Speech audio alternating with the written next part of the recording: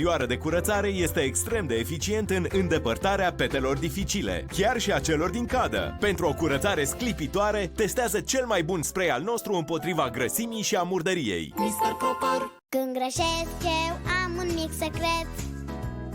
Teo cu lapte folosesc, iar pe obraz un mic sărut primesc.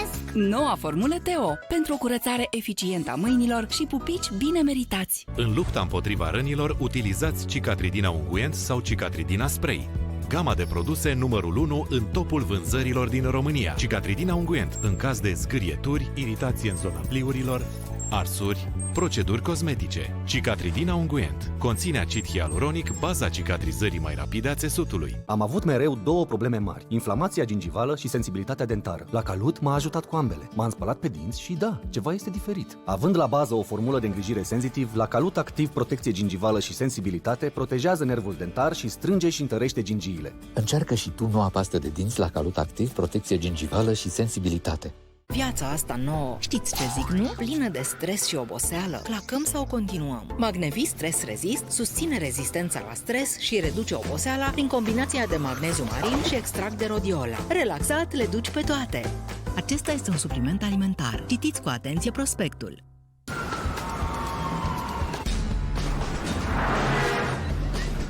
Când simți că nu-ți mai găsești echilibrul,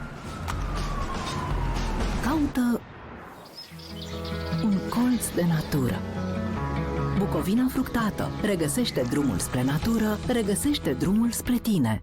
În ziua de azi, oricine poate să facă burger de pui. La fel cum oricine poate să facă muzică. Ei, când tu stai la bloc, eu mă plimb prin Bangkok. Când tu te culci de vreme, eu sunt încă plin de scheme. Da, chiar trebuie. La KFC facem ce știm, adică burger cu pui și doar cu pui. Ia-ți Real Burger Junior la doar 7 lei. KFC.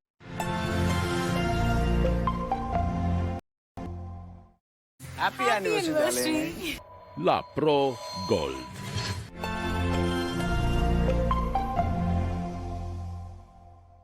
Vorbește lumea la cafea.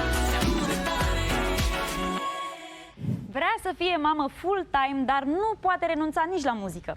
Așa că a găsit o modalitate inedită de a le combina pe amândouă și anume să împartă